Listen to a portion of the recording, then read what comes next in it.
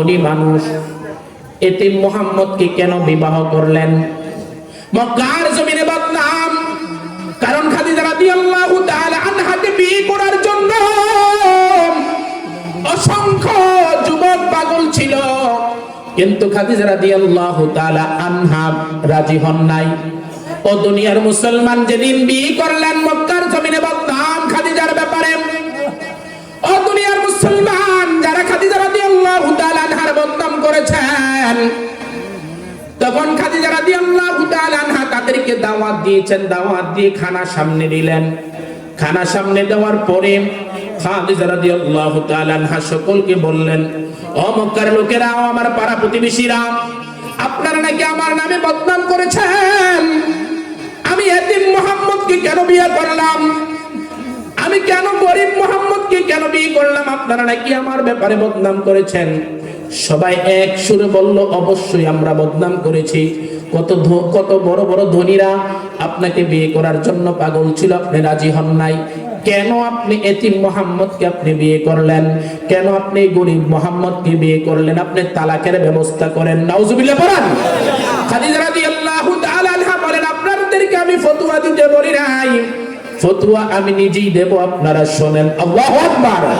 খাদিজা রাদিয়াল্লাহু তাআলা আনহা বলেন, আমার স্বামী যদি ধনী হতো, আমার স্বামী যদি পয়সাওয়ালা হতো, তাহলে কি এই বদনাম আপনারা করতেন? কয় না, এই বদনাম করতাম না।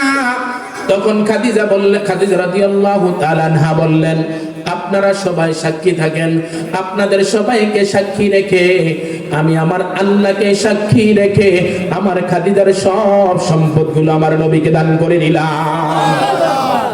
ও দুনিয়ার মুসলমান, লক্ষ্য করে শোনো কিভাবে স্বামীর প্রশংসা করেছে, কিভাবে স্বামীর প্রশংসা করেছে। তখন খাদিজা রাদিয়াল্লাহু তাআলা আনহা বলেন, ও মক্কার লোকেরা শোনো, আমার খাদিজার এখন আর কিছুই নাই।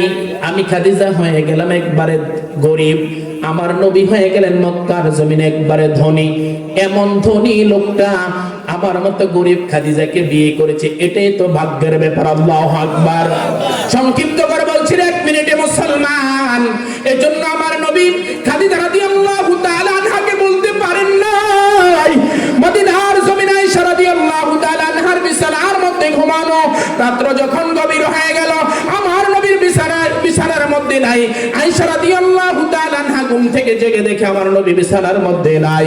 বিছানার মধ্যে না দেখে আয়েশা রাদিয়াল্লাহু তাআলা আনহা পেরেশান হয়ে গেলেন। চতুর্দিকে খোঁজা শুরু করলেন, অন্য কোন বিবির ঘরে গিয়েছে কিনা। চতুর্দিকে সব বিবির ঘরে বিশ্রাইলেন, আমার নবীকে কোথাও পাওয়া যায় না। আল্লাহু আকবার। বিশ্রাইতে মসজিদে নববীর মধ্যে চলে গেলেন। মসজিদে নববীর মধ্যে যাইয়া দেখেন আমার নবী দুইটা হাত উপরের দিকে উঠাইয়া আমার মালিকের কাছে কান্না করে আর বলে, মালিক, আমি খাদিজার কবরটা মক্কার জমিনে রেখে আসলাম, আমি খাদিজার কবরের পাশে দাঁড়াইতে পারি নাই, আমি খাদিজার জন্য কবরের পাশে দাঁড়াইয়া দোয়া করতে পারি নাই, আমি খাদিজার কবরটা তোমার কাছে আমানত রাখলাম, বেঈমানদের জন্য আমি মক্কার জমিনে থাকতে পারি নাই, তুমি খাদিজাকে তোমার কাছে আমানত দিলাম। কাল কিয়ামতের ময়দানে যেদিন কেউ কারো পরিচয় দেবে না, ওই দিন যেন আমি খাদিজাকে হারাইয়া না যাই, খাদিজার সাথে যেন আমার পরিচয় হয়ে যায়। আল্লাহু আকবার। এই কথাটা আয়েশা রাদিয়াল্লাহু তাআলা আনহা শুনলেন। শোনার পরে আয়েশা রাদিয়াল্লাহু তাআলা মুনাজাতের পরে বললেন, ও প্রাণের স্বামী আমার, ইয়া রাসূলুল্লাহ, ইয়া হাবিবাল্লাহ, আপনার যখন 25 বছর, খাদিজা রাদিয়াল্লাহু তাআলা আনহার 40 বছর ছিল, আপনি এই বুড়ি মহিলাটাকে বিয়ে করলেন, আপনি যুবক হইয়া বুড়ি মহিলাটাকে বিয়ে করলেন, এখনো তাকে বলতে পারেন না।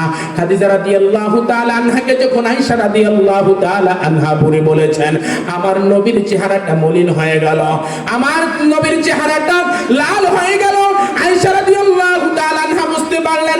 আয়েশা রাদিয়াল্লাহু তাআলা আনহা ডেকে বললেন, ও ইয়া রাসূলুল্লাহ, ইয়া হাবিবাল্লাহ, আমি খাদিজাকে বুড়ি বলেছি, এজন্য আপনার চেহারাটা মলিন হয়ে গেছে।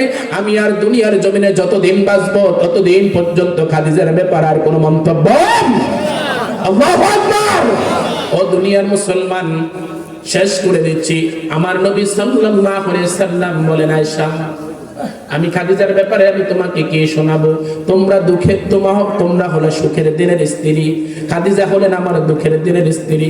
মক্কার জমিনে যখন আমাকে লোকেরা যখন মেরেছে, আমাকে যখন পাথর মেরেছে, আমাকে আশ্রয় দেওয়ার মতো কেউ ছিল না, তখন খাদিজা আমার পাশে ছিল। আমি যখন হেরা পর্বতের গুহায় ইবাদতে মগ্ন থাকতাম, আমাকে কেউ যাইতো না। খাদিজা 2-3 দিন পরে আমার জন্য খানা নিয়ে যাইতো। আল্লাহু আকবার। ও দুনিয়ার মুসলমান ইমানদার, এই জন্য পায়ে হাত রেখে বলবো, মা বোনদেরকে অনুরোধ করে বলবো, গো মা, লক্ষ্য করে শোনো, পৃথিবীর জমিনের মধ্যে যতদিন থাকবা ততদিন স্বামীর অন্তরে আঘাত এনে কথা বলবা। ও যুবক ভাইরা, তোমরা যতদিন বাঁচবা স্ত্রীর সাথে কোনো খারাপ আচরণ করবা, তাদেরকে কামলা মনে করবা না, তাদেরকেও তুমি সম্মান দিয়ে কথা বলবা।